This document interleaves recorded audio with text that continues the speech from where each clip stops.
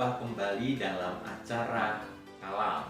Nah, sebelum kita mulai acara Kalam kita, yuk kita sama-sama berdoa.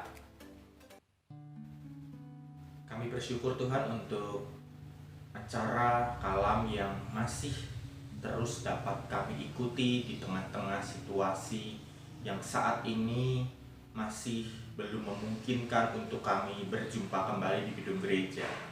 Saat ini Tuhan, melalui Kalam ini kami rindu untuk kami menambah wawasan kami belajar tentang firman Tuhan, kami belajar tentang realita kehidupan sehari-hari, sehingga kami terus senantiasa menjadi pribadi-pribadi yang semakin peka terhadap firman Tuhan dan lingkungan sosial kami. Melalui firman Tuhan yang akan kami dalami bersama juga pada malam hari ini, kami sungguh-sungguh rindu untuk kami bisa terus senantiasa memahami apa yang Tuhan ingin untuk kami lakukan. Dalam nama Bapa, Anak, dan Roh Kudus, kami menyerahkan acara kami pada malam hari ini menjadi berkat bagi kehidupan pertumbuhan iman kami. Amin. Nah, Bapak Ibu, kalau Bapak Ibu mencermati YouTube ataupun media-media sosial akhir-akhir ini atau stiker-stiker di WhatsApp, pasti Bapak Ibu tidak asing lagi dengan meme atau stiker WhatsApp yang tulisannya seperti ini, "Dadi wong ki sing solutif." Nah, kalau pada penasaran itu siapa, itu saya beritahu itu adalah Butejo. Butejo itu sekarang sedang marak di film yang namanya Tilik, yang itu merupakan bahasa Jawa yang kalau kita artikan bersama itu artinya mengunjungi. Nah, maka dari itu Kalam pada malam hari ini saya berikan judul yaitu seperti ini. Ada Butejo di antara kita. Nah, buat Bapak Ibu, saya mau tunjukin nih salah satu contoh stikernya Butejo. Nih. Jadi kalau Bapak Ibu dapat kiriman stiker seperti itu di WhatsApp, sudah nggak asing lagi. Nah, ini adalah sebuah fenomena yang saat ini sedang marak. Jadi saya mau ceritakan sedikit tentang film Tilik ini. Film Tilik ini mengisahkan ada rombongan ibu-ibu desa yang saat itu sedang punya misi untuk ke kota dengan tujuan mengunjungi Bu Lurah. Nah, film ini berkisar tentang kehidupan yang saat itu terjadi di dalam truk itu. Jadi film ini sebagian besar menggambarkan sebuah percakapan yang cukup seru, yang kalau kita ikuti dari awal mungkin akan menguras emosi kita. Mungkin kita tertawa, kita juga bisa sebel, kita juga merasa gregetan melihat sosok Butejo ini dalam film ini. Nah, jadi dalam film ini kita bisa melihat ada sosok Butejo yang sangat pintar di dalam berargumen, sosok Butejo yang sangat pintar di dalam menceritakan sebuah pengamatan yang dia lihat. Jadi sinopsisnya secara singkat seperti itu. Ada sekumpulan ibu-ibu desa yang mau pergi ke kota dan mereka menyewa sebuah truk, dan di dalam truk itulah terjadi percakapan. Dan kita hari ini mau sama-sama melihat apa sih yang sebenarnya bisa kita pelajari dari film ini. Saya mau memberikan gambaran tentang Butejo terlebih dahulu untuk kita. Nah, Butejo ini menurut saya dia adalah orang yang sangat terpandang di desa tersebut atau di komunitas tersebut. Itu bisa kita lihat dari statusnya dia sebagai seseorang yang merupakan istri dari seorang pengusaha yang cukup sukses di desa tersebut, punya relasi dengan pejabat-pejabat sehingga mungkin dia juga cukup disegani omongannya oleh orang-orang di situ. Nah, yang kedua, kalau saya amati Butejo ini juga punya logika berpikir yang cukup baik di dalam komunitasnya. Sehingga dengan logika berpikir yang cukup baik ini, Butejo mampu untuk menggiring opini masyarakat dengan pernyataan-pernyataan yang dikeluarkannya. Kita bisa lihat sama-sama argumen-argumen yang dibangun oleh Butejo ini. Misal soal hoax nih. Ketika ada temannya di truk itu berkata, Kalau dengar berita dari internet itu harus difilter terlebih dahulu. Kalau dengar berita di internet itu harus disaring terlebih dahulu. Siapa tahu itu bohongan. Butejo punya argumen yang cukup kuat dan mungkin kalau kita dengar itu masuk akal. Argumennya adalah, loh, yang bikin internet itu kan orang pinter. Masa orang pinter intinya salah? Ya benar juga argumen itu. Sehingga saya mengatakan argumennya Butejo ini cukup logis. Nah, berikutnya, Butejo ini juga orang yang ketika bicara dia sebenarnya mampu untuk mengumpulkan beberapa data dan juga fakta. Bahkan setelah dikumpulkan, Butejo ini mampu menghubungkan tiap fakta, fakta A, fakta B, fakta C, ini dikumpulkan lalu kemudian disambung-sambungkan. Sekalipun setiap fakta ini sebenarnya tidak saling berhubungan satu sama lain. Nah, setelah setiap fakta ini dikumpulkan lalu disambung-sambungkan, disitulah kemudian Butejo membuat sebuah kesimpulan yang itu sifatnya masih berupa asumsi. Tapi oleh Butejo itu sudah disampaikan ke teman-teman komunitasnya dan itu mampu untuk membuat orang-orang cukup yakin dengan apa yang disampaikan Butejo. Karena itu tadi, Butejo punya kemampuan untuk menggiring opini masyarakat, menggiring opini dalam komunitas tersebut dengan logika berpikir dan fakta-fakta yang disampaikan. Contohnya, kalau Bapak Ibu nanti tertarik lihat filmnya, nanti akan ada sebuah dialog yang menceritakan tentang Butejo ini menduga si Dian itu adalah salah satu tokoh yang kemunculannya hanya di akhir film ini. Nah, Dian itu adalah orang yang dibicarakan dalam truk ini. Butejo menuduh Dian itu hamil di luar nikah.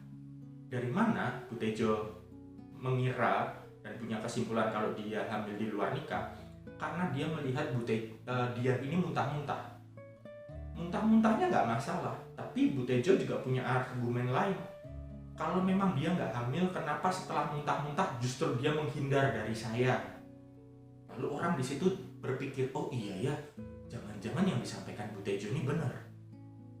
Nah, lalu kita juga bisa lihat sama-sama, ada lagi Butejo menyampaikan sebuah fakta dan juga argumen.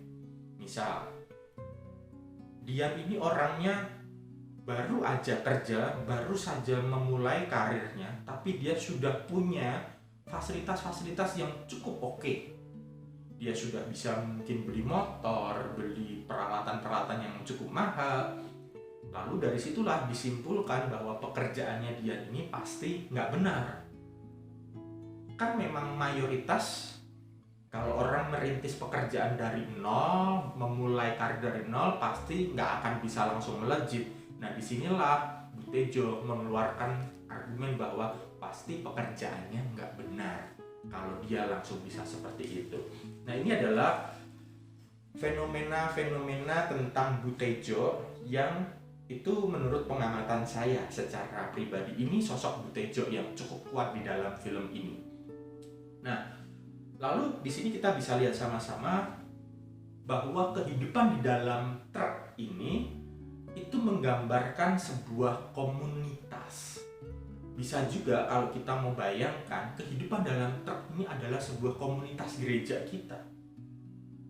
Kenapa saya berkata seperti itu? Karena kalau kita lihat di dalam truk ini, ketika Butejo menyampaikan argumen-argumennya, kita juga bisa lihat ada orang yang kontra, ada orang yang tidak sepakat dengan Butejo. Dia berusaha untuk menjadi penengah agar tidak terjadi isu-isu yang tidak benar. Tapi ada juga orang yang seperti Butejo, orang yang senang menciptakan asumsi di dalam sebuah komunitas itu. Orang yang senang menciptakan asumsi-asumsi di gereja. Nah, lalu di dalam truk ini juga kalau kita lihat di gambar, ada juga orang-orang yang tertarik. Ada orang yang antusias mendengarkan cerita Butejo, ingin tahu lebih lanjut tentang argumen-argumen yang dibangun oleh Butejo. Tapi ada juga orang-orang yang merasa tidak mau tahu dengan cerita dari Butejo. Orang-orang ini memilih untuk diam saja dan cuek dan tidak mau tahu. Menegur tidak, mengiyakan tidak, menyanggah tidak, ya sudah, biarkanlah Bu Tejo ngapain aja. Sadari atau tidak, mau mengaku atau tidak, di dalam komunitas bergereja jangan-jangan ada Bu Tejo. Sehingga saya berikan judul yang tadi telah saya sampaikan, ada Bu Tejo di antara kita. Mending kalau ada Bu Tejo di antara kita, atau jangan-jangan kita justru Bu Tejo itu sendiri. Kita yang menjadi Bu Tejo.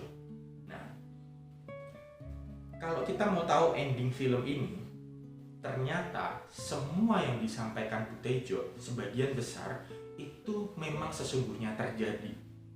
Ternyata apa yang disampaikan Bu Tejo itu benar-benar terjadi di dalam diri dia. Dan bahkan kalau kita lihat, kita juga bisa menjumpai fenomena dalam budaya kita. Seseorang di dalam film ini yang membela Dian, berusaha menjadi penengah, itu ternyata adalah saudara Dian. Bukankah itu juga fenomena dalam masyarakat kita? Kita cenderung membela, kita cenderung menjadi penengah untuk orang-orang yang itu kita rasa dekat dengan kita. Kita menjadi pembela atau penengah untuk orang-orang yang itu merupakan saudara kita atau kerabat kita. Nah, tentu menjadi pertanyaan begini. Kalau memang apa yang disampaikan oleh Bu Tejo itu sudah terjadi, bagaimana sikap kita? Apakah kemudian kita lantas membenarkan sikap Bu Tejo? Apakah kemudian kita lantas mengapresiasi Bu Tejo karena dia mampu membangun argumen-argumen yang kuat dan ternyata setelah dibuktikan di akhir film itu benar? Saya justru mau memberikan sebuah pertanyaan yang mau mengajak kita berpikir bersama. Kalau memang kenyataannya yang disampaikan itu Bu Tejo benaran terjadi, apa yang didapat untuk Bu Tejo dan apa yang terjadi di dalam masyarakat di desa itu? Yang terjadi hanyalah Bu Tejo ini menciptakan rasa malu.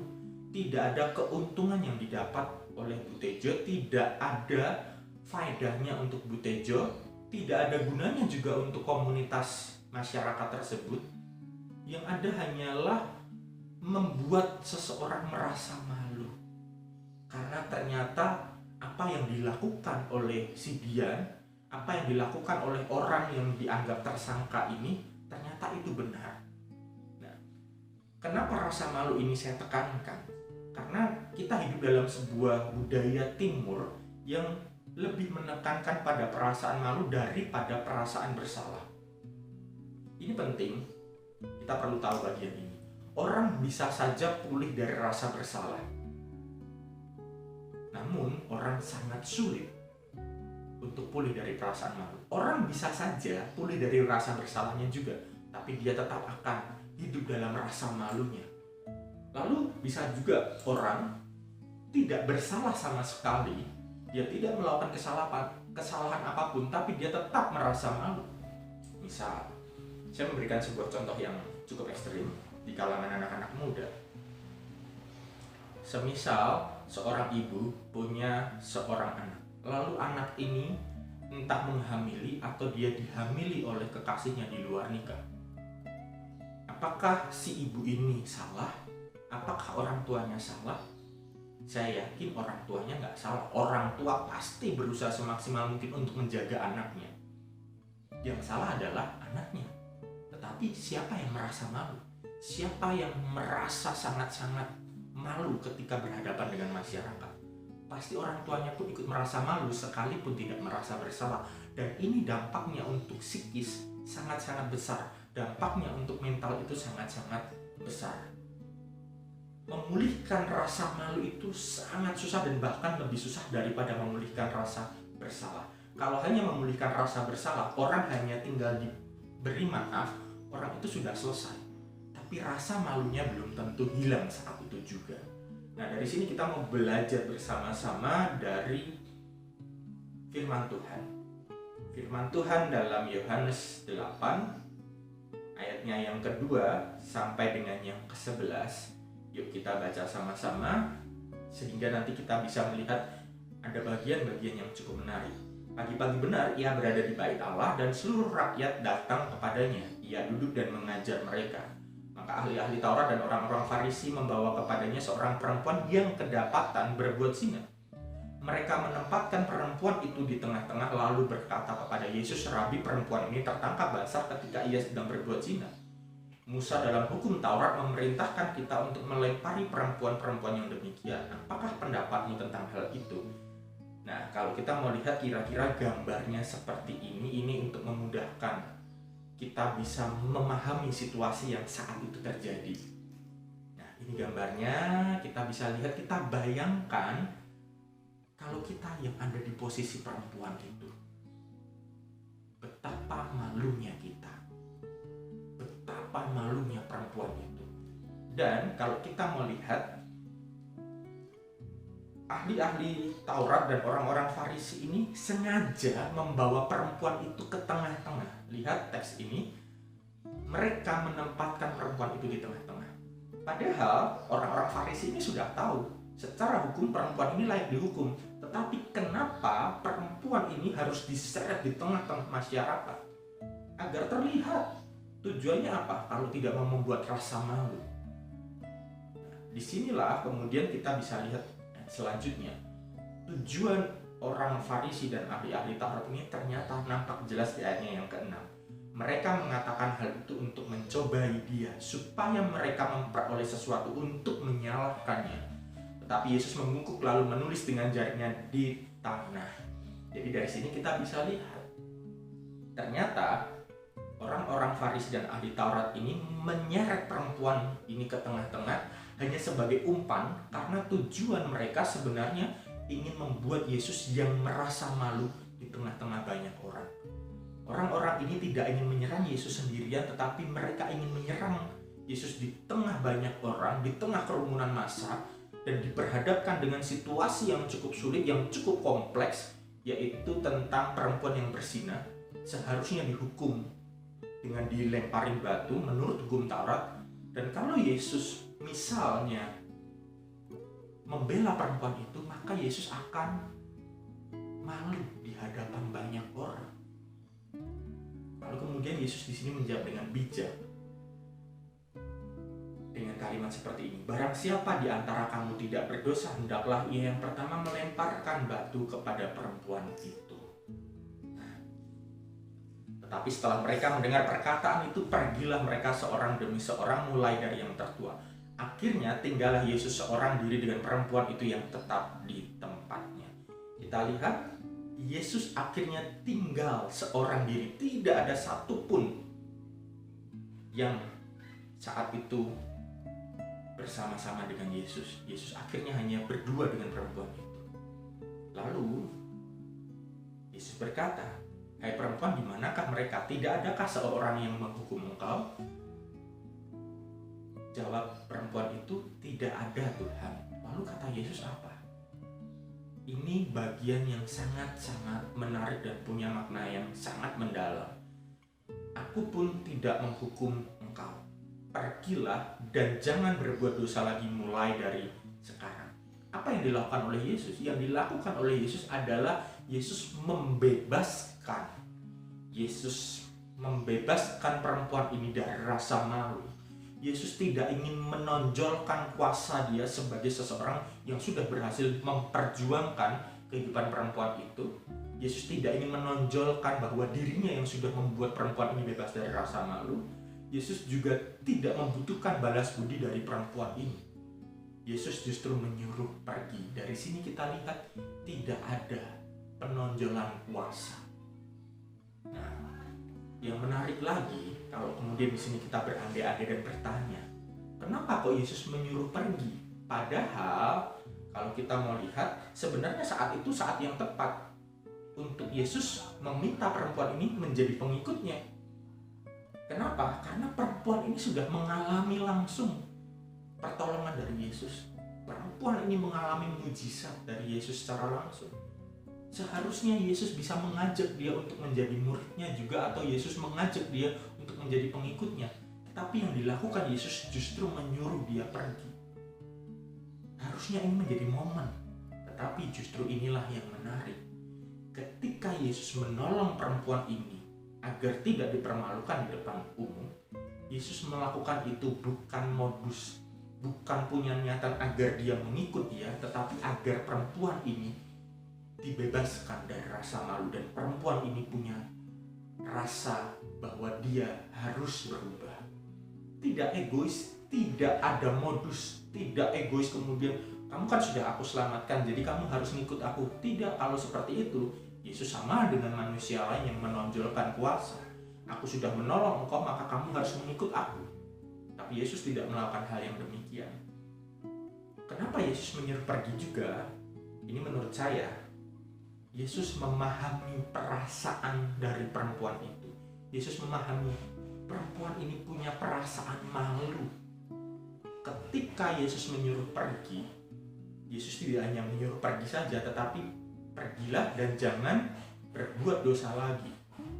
Artinya, Yesus ingin agar perempuan ini pulih dari masa lalunya yang itu membuat dia malu, dan dia meminta perempuan ini punya kehidupan baru.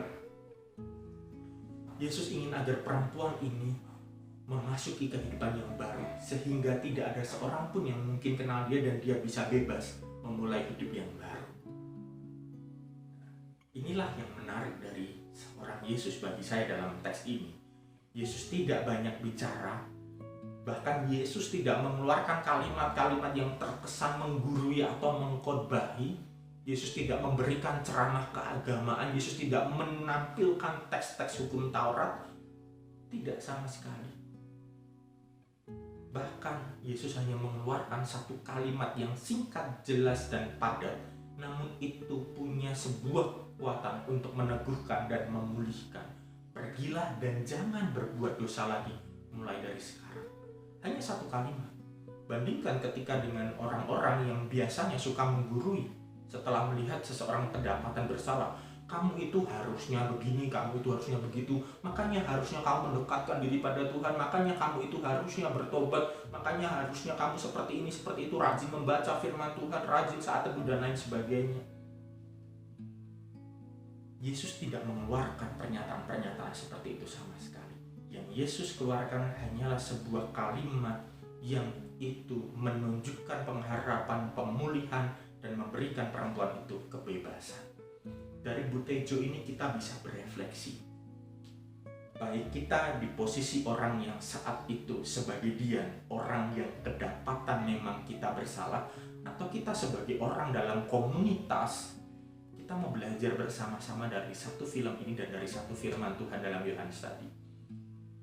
Refleksi dari Butejo ini adalah sebuah saran praktis ketika kita berbicara di tengah-tengah komunitas.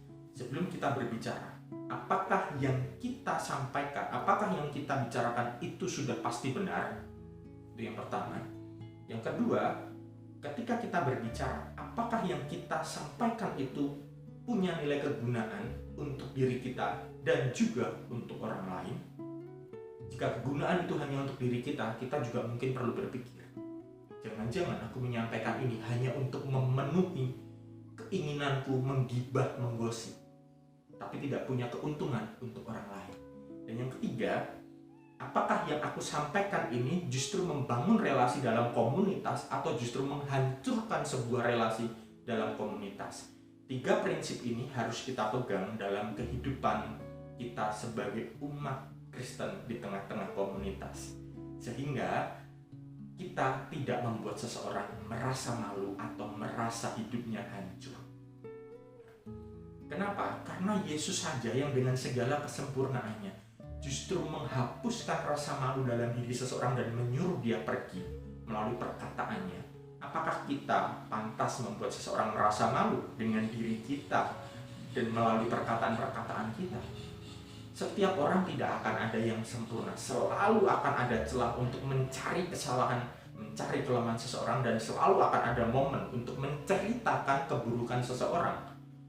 Bila berbicara itu mengeluarkan energi dan sama-sama mengeluarkan energi, akan lebih baik jika kita menggunakan energi kita untuk berbicara mengenai sesuatu hal yang itu membangun dan memiliki makna yang sangat positif daripada hanya berbicara untuk mencari kesalahan dan mencela seseorang. Itu yang mungkin perlu kita refleksikan bersama di tengah-tengah kehidupan komunitas kita, sehingga kita tidak menjadi butejo dan kita tidak membuat seseorang merasa malu dengan dirinya. Ini yang dapat kita pelajari bersama dalam kalam ini, dan mari untuk menutupnya kita mengakhirinya dalam doa bersama.